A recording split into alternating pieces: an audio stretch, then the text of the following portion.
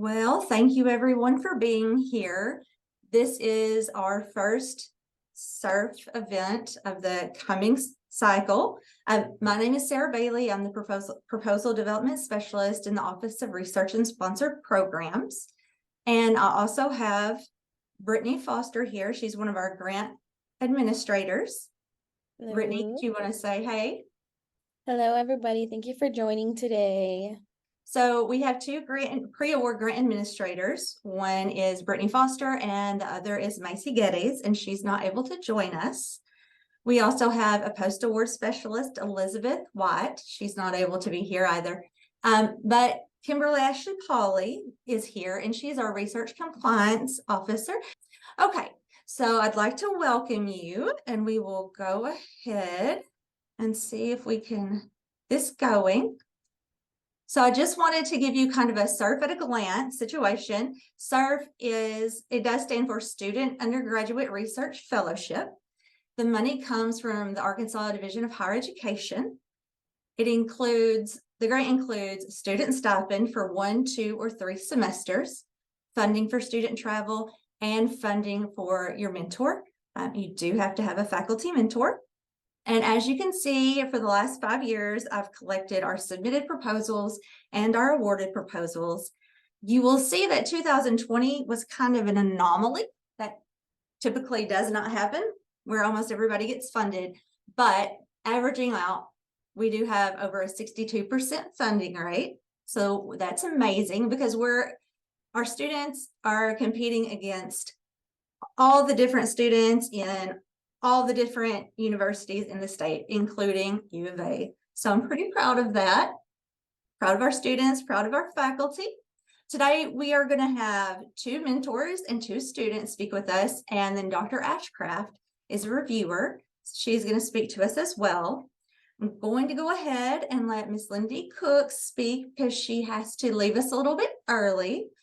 So she was one of our student awardees this last cycle.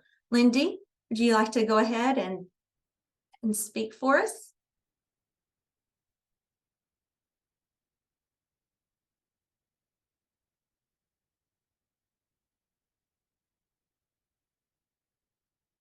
Can you hear me, Lindy?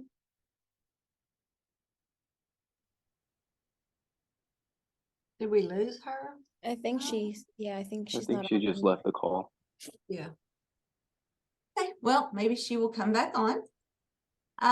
We will go ahead and move forward with Dr. Jackson. If you would like to go ahead and, Dr. Jackson was a mentor, and she is from the College of Education. Sure. Can you all hear me? Yes, Yes. ma'am. Okay. My name is Nikela Jackson. I am in the College of Education, the Department of Teaching and Learning. And one of the questions you posed for me to talk about was how did I first hear about the SURF grant and the whole mentor experience. Well, one of my students who is in was in our Educators Rising, which is a student organization in the College of Education, had asked me to become a mentor. She was wanting to do a study abroad class in Kenya. And so I attended one of the study abroad meetings, and she wasn't quite sure what she wanted her research to be on, but knew it was something related to teacher education just because she was in teacher education. So, and I didn't know much about Kenyan education as well, so I thought it was interesting. So I agreed to be her mentor. And we met with Dr. Michael Kathinji. He's in the history department. He's actually from Kenya, and I knew that from meeting him somewhere else. So we sat down and discussed Kenyan education with him. And at that time, Kenya was switching over to a new approach to their educational system. And they were switching to a competency-based education. And so we were both interested in that. And Tayana, her name is Tayana Jackson, she decided to explore Kenyan and American teachers' perceptions of competency-based education. So I helped her go through the exact same research process that I go through when I conduct research and write articles or whatever it may be. I helped her go through the city training and get the credential to conduct research. We submitted IRB for the application and worked with her to find credible articles for her literature review. And she had all of her research ready to go. She had her literature review written, had everything set up for Kenya, and then COVID happened. So she was planning on using her money to travel to Kenya, and obviously the trip got canceled, unfortunately.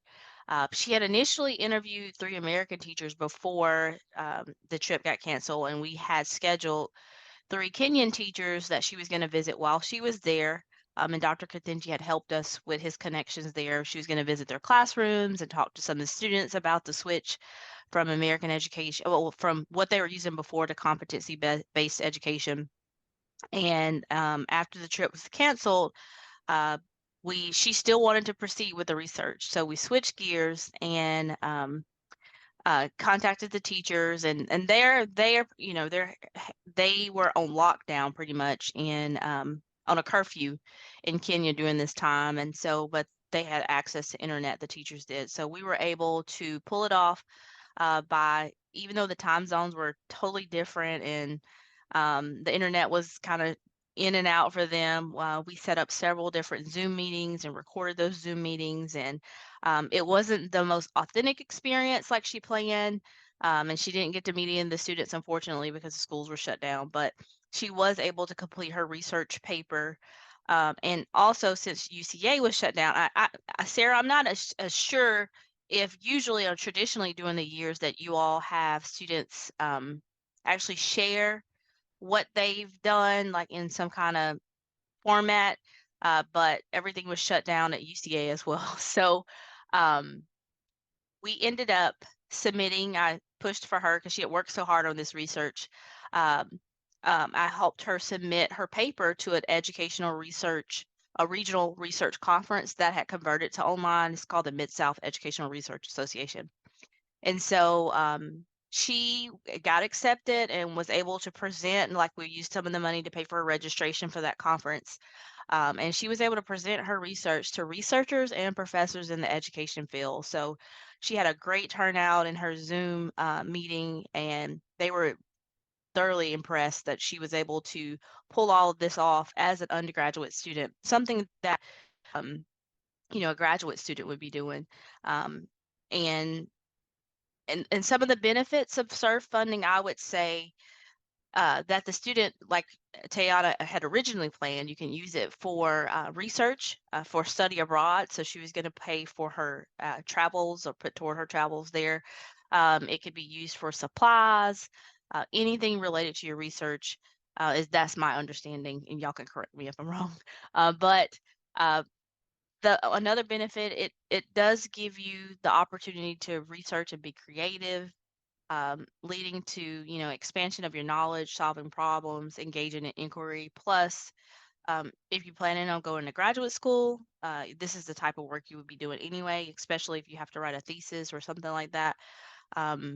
And Tayana and I developed a one-on-one relationship, and so when it came to job recommendations, I had plenty to share with her, with the people who called for job recommendations, was able to write her letters, and it made her stand apart from students who were also applying for teaching jobs, because she had shown the willingness to engage in critical thinking and intellectual curiosity, which really, really enhanced her resume. So it was a great experience for me, because I've never served as I teach classes, but I've never served as a mentor for an undergraduate student. And it was a great experience for her to fully, get that experience being a researcher and coming up with an idea that she was interested in and going through that entire process. Now, would it have been better? Yes. If she got to go to Kenya, yes. But unfortunately, due to travel constraints, that did not happen. But that was my story as a mentor. Great. Well, Her. thank you so much. Yes, that welcome. was very informative, and I love the relationship that you and your student got to build. It sounds like it was a fantastic project, and that you all were very flexible, and you adapted well to the pandemic. So, congratulations on that. That's excellent. Yes, I was so proud of her for, presenting, and it's like, I don't know if you all have ever heard of the American Educational Research Association, which is the national, it is like the regional of that. So she presented in front of professors and researchers from 5 different states, sharing her research. And they all offer her jobs, and I'm still in contact with her now. She's already teaching in the field, and so it was a great experience. Great. Well, thank you so much for You're welcome. being with us today. I know you have to hop off of here, Yes. but I really do appreciate it. Thank you. Thank you Thank for the you. opportunity. Yes, ma'am. Thank you. Okay, I believe that Lindy is back with us. Lindy, are you there? Yes, I'm Okay. here. Okay, so Lindy is our student who's speaking to you today on behalf of the non-STEM folks. Lindy, would you like to tell us a little bit about your surf experience? Yes, so my name's Lindy. I'm a senior, so I'll be graduating this fall, and I'm getting my Bachelor of Fine Arts in painting.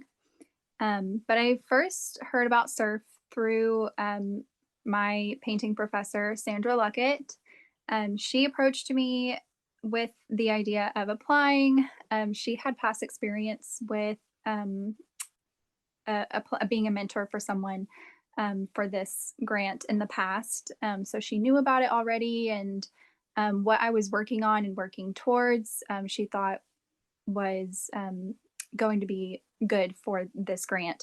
So she kind of encouraged me to apply for this. And that's how I found my mentor as well. She approached me really, which she was already helping me through my practicum, which is a big project that BFA students have to work on for a whole year. And then we have a big BA, BFA senior art show at the end of the year to exhibit what you've been working on all year, this one project. So she was already helping me with that, and knew what I wanted and what my goal was, and just thought that the surf grant could take it just to that next level. So the application process, I actually started kind of late. This time last year, I didn't even know what the surf grant was. So I had to look back at all of these recordings and learn about it. She told me about it in the fall. So I had about 2 months to apply, but I got it done. We did it. I worked really closely with her. She was there with me every step of the way. It wasn't just like Nikaya was talking about. It was a really great like bonding moment. We grew a great relationship together, being able to kind of develop this idea that I had in this project, and working closely with her. While I was applying, there was not a fine art example to go off of. There were STEM examples. So it did make it a little bit more difficult, but we got through it. It was just hard to figure out how to relate those STEM application examples to a fine art example. But I believe my application will be an example this year, hopefully. So that'll be nice for other students in the fine arts wanting to apply for this grant. But yeah, I worked closely with my mentor a lot, and I talked to other teachers as well, and I got peer reviews through the application process. It definitely wasn't something I did on my own.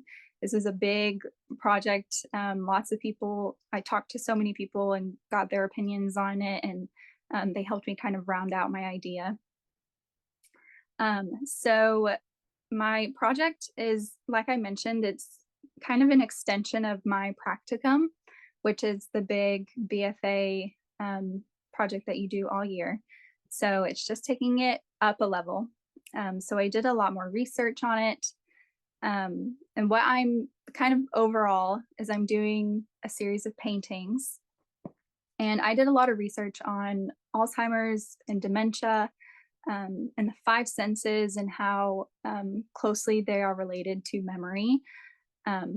And I'm wanting to exhibit, or I will be exhibiting this piece at a retirement center here in Conway, and gauging reactions from it from the people who live there, the residents who live there. So without this funding, I wouldn't have been able to do that, to reach out beyond UCA. So I'm able to kind of go out into the community with my art, which is really exciting. So it'll be like the first time that I'm exhibiting work not on a school campus, which is really cool. And then I'm also able to work a lot larger than I would have been able to without the funding. My paintings are about 48 by 60. So it's like 4 feet by 5 feet. So they're really large oil paintings, which is really expensive and definitely way out of my budget without this funding. So I'm super, super grateful for that. And it's just allowed me to kind of reach beyond the limits that were already set for me. And it just opened so many doors for this project and for myself. Well, thank you so much, Lindy. I know that you worked really hard on this. I know there was a lot of collaboration, and we were very, very excited to get to work with you and see your hard work pay off. So really do appreciate that. And I will say that your application will definitely be one that we use in the future to help other students. So thank you for that. Thank you. Thank you so much. Yes, ma'am. Thank you. And Miss Lindy has to hop off real quick. Yes. And so we are going to say thank you for being with us. And we'll go ahead now to Dr. Kumar. Dr. Kumar. Hello, can you hear me? Yes, sir. Okay, good afternoon, everyone. My name is Ahmed Kamar. I'm from Department of Chemistry and Biochemistry. Okay, I joined UCA in 2020, and it was really good experience for me. Before joining UCA, so two brilliant students of mine, so they joined me before I landed on the UCA. So they started working voluntarily and they were working really hard. So then I received an email from Office of Sponsored Program and Hub. So that email was about the SERV. I thought, okay, it was really good opportunity that I can engage my students more into the research, because in the regular credit hours, you can only work for 3 hours. But with the SERV, I would say it's a great opportunity that you can spend more number of hours in the research, because in the STEM, especially in the chemistry, it's more experimental work. And in order to get the results, you need to spend more hours in the lab.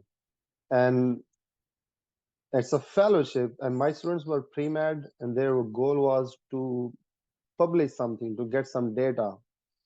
So I think it was a great motivation for them to apply for that. So Brooklyn approached me first that, okay, I want to apply for this fellowship. Even though they were in their first year, I thought, okay, let's go ahead and apply. We'll see. So that was the first SERV fellowship we applied for the Brooklyn, and it was successful. Like she got funded for 2021, and she was motivated, and she spent a lot of hours to develop. So she developed non-invasive method of glucose detection. Like, you know that the commercial glucometer, you need to pinch your skin to detect the glucose in the blood. But she developed a method where you don't need to pinch your skin, so you can just use the body weight to determine the glucose in it. So she worked really hard in the lab for 1 year, and she was able to present her work in the American Chemical Society. So there was a national conference in San Diego in 2022, and it was good overall. So she has a chance to go share her work with the other researchers.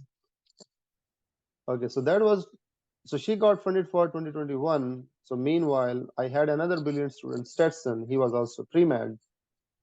So we submitted another SERV proposal for him.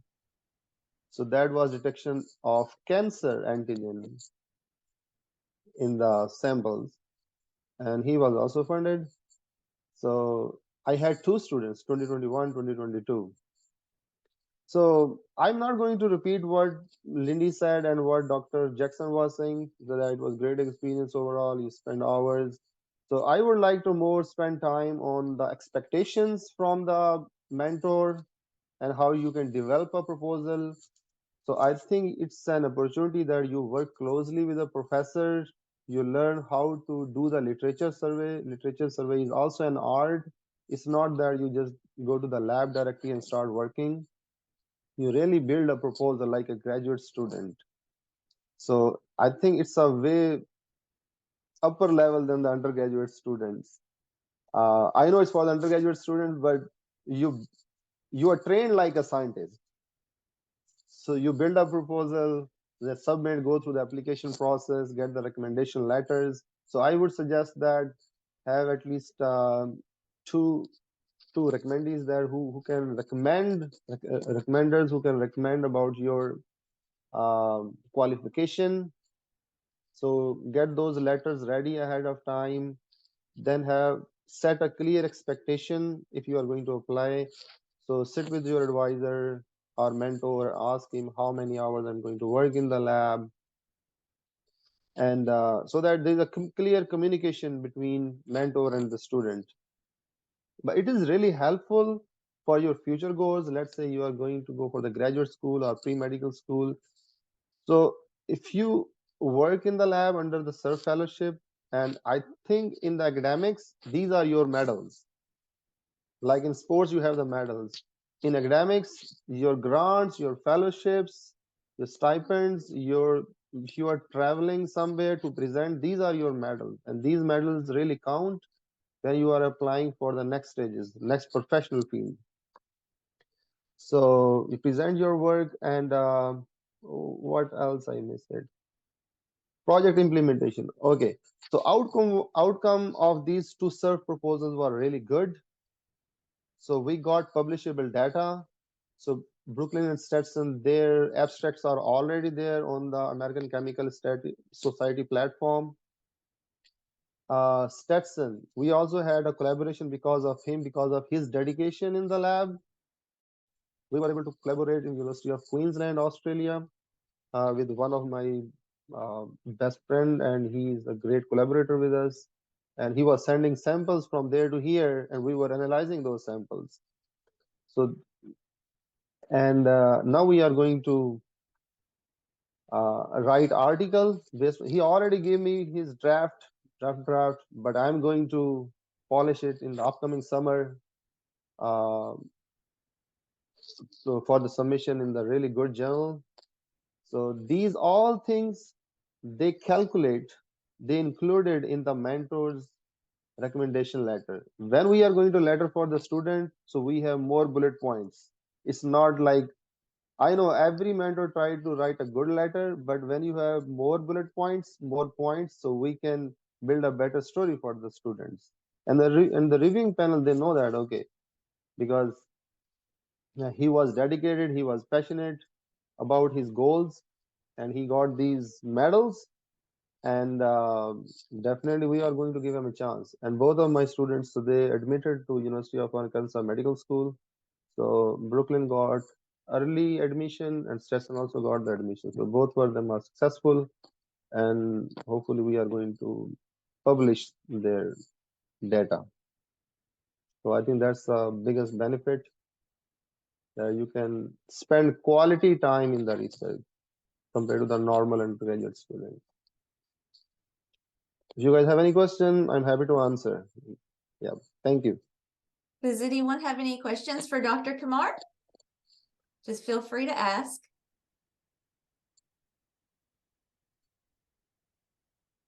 Okay, well, if you think of any, then if you want to send me an email, I will get that to him and we'll get an answer for you. Thank you so much, Dr. Kumar.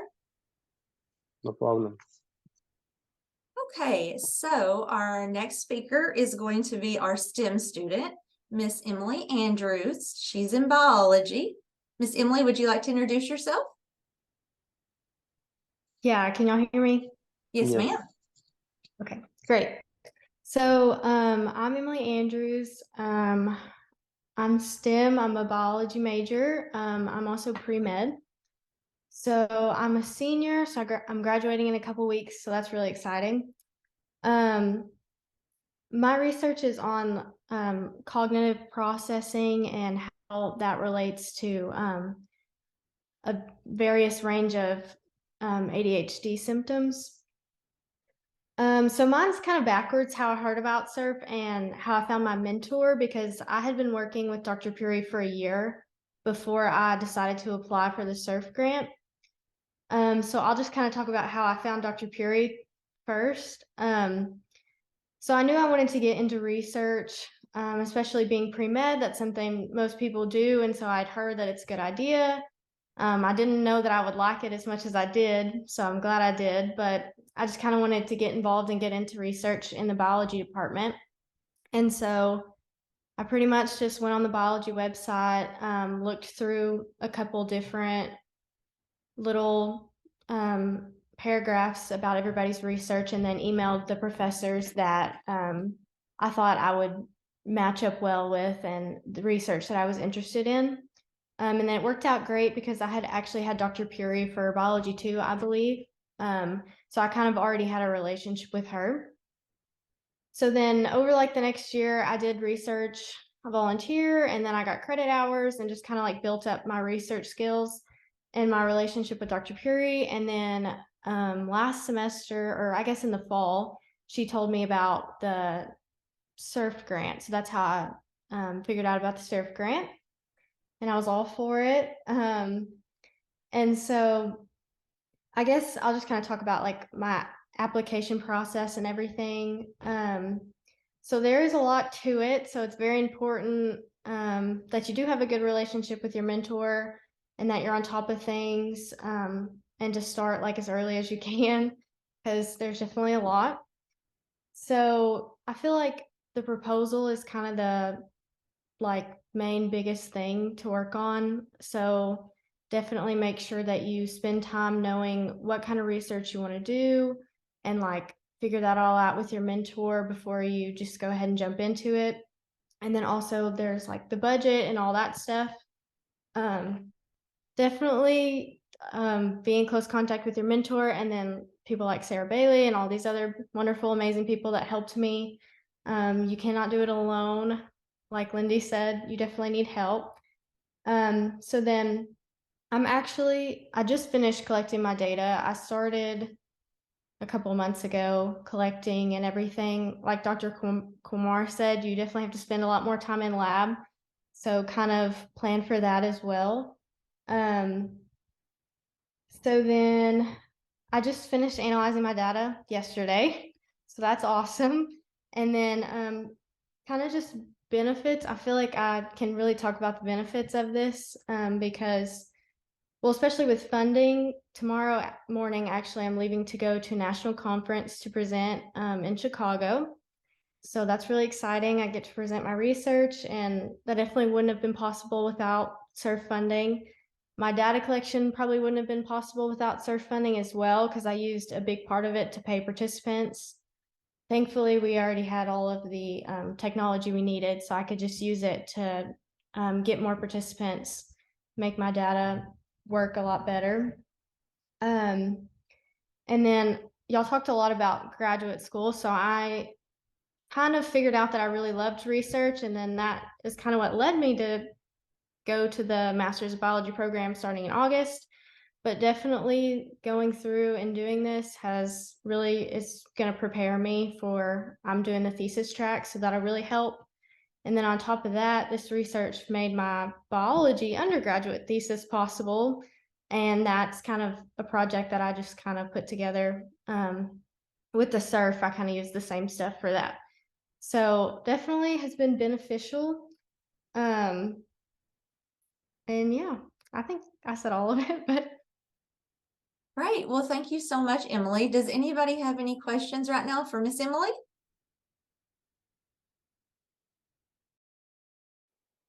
All right. Well, Emily, thank you so much for joining us. We really appreciate your willingness to share your experiences, and we are very proud of you, by the way. So congratulations. I know you worked really hard. So we're very excited for you. Thank So you. without Found some further interesting ado, oh, data. sorry. I was just saying, thank you. I did find interesting data, so that's great. That's awesome. Yeah. So we will, without further ado, go to Dr. Pamela Ashcraft. And Dr. Ashcraft, you can kind of explain what you do as a reviewer. Right. So I've been a surf reviewer for a whole lot of years. I don't even know how many. I'm gonna guess probably 10, maybe a little bit more. And as a reviewer, I can say that the information that Sarah gave you earlier, that UCA has gotten 62% funded this past, was it this past year? Past 5 years. Past 5 years, is excellent, because the thing that when I say we, the reviewers, there's a group of reviewers that come in from all over the state that represent the different institutions.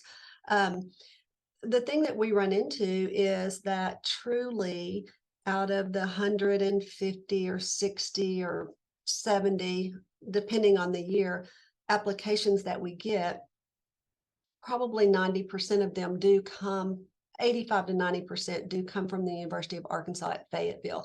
So, it starts out lopsided, but what we do is we're all assigned a certain number of applications to review ahead of our meeting, and using our score sheet, and then we bring those to the table and we rank ours in our stack, so to speak. And the one thing we try to do is make sure that every university that has sent applications is awarded, as long as the application is a good application. We don't do it just to check off the numbers, but we do try to make sure that the money is shared. So once we've done that, we look at things like, one of the problems we see with our Fayetteville applicants is that, let's say Dr. Kumar, I'll just use you as an example. This is just theoretical, but in his lab, let's say he has 5 students that apply for a surf grant. So once we make sure each school is funded at least once, then we look to make sure that the same mentor is not funded more than once, unless there just is no other option and the application is just that good. But again, we try to make sure not just that the student is awarded, but that our mentors also have the opportunity to be awarded to grow that mentoring process with students. So at our smaller schools, like UCA, but there are many that are much smaller than us that submit applications, they don't have the problem of one lab or one professor typically sending in multiple, or having students that send in multiple applications. But when you have such a large pool of applicants from one university, those kinds of things do become a little bit problematic. So what we try to do is really encourage students from all of the other universities to get that application in, because our students are just as bright and just as talented and just as deserving as the others. We just have to get them to apply. And it sounds like Emily and Lindy were excellent candidates and awardees. But I think for mentors and students, the most important thing that I try to tell each time we have one of these surf panels is, we look at the writing and we want it to be the student's writing. We want their mentors to help them write that. But it's very obvious when we get an application and a student has cut and pasted from perhaps their mentor's NIH grant application or something like that, because it doesn't sound anything like the rest of their proposal. We take that into account. We want this to be a growing experience for the student, and we want the mentor to help that student learn how to do that, not to just cut and paste and not learn how to do it. And the other thing is, any of you who've ever had to judge, for lack of a better word, an application, if it includes a recommendation letter, those are very hard to discriminate your applicants, because you're going to ask somebody that you know will write you a positive recommendation letter. So in order for those to really stand out, we like to be able to read the recommendation letter and tell that the person writing it really knows the student, to really personalize it. And when we get these applicants from, many applicants from one particular mentor or one particular university, sometimes there is a pretty much standard recommendation letter, and the only thing that's changed is the student's name and the title of their project. That is, we don't hold that against the student, but the application as a whole, it does, make it a little less desirable. So we like to tell the students to get someone to write a recommendation letter for you. It doesn't have to be long, but that is going to say something that lets us know that they really know this student. I'm on the STEM panel. That's of course, that is the biggest one. So I was really glad to see that Lindy was funded as a non-STEM.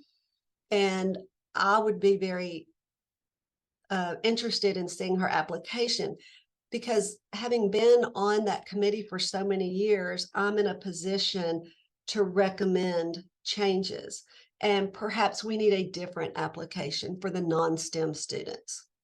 And so I would really like to hear more about that. But we all of the panel or the reviewers, we put our stack in priority order, and almost all of us, we just go around the room and we read our top pick. And those almost always, well, really always get funded. And then what we do with what we have left, we see how much money is left, because it's different every year how much money we're able to fund.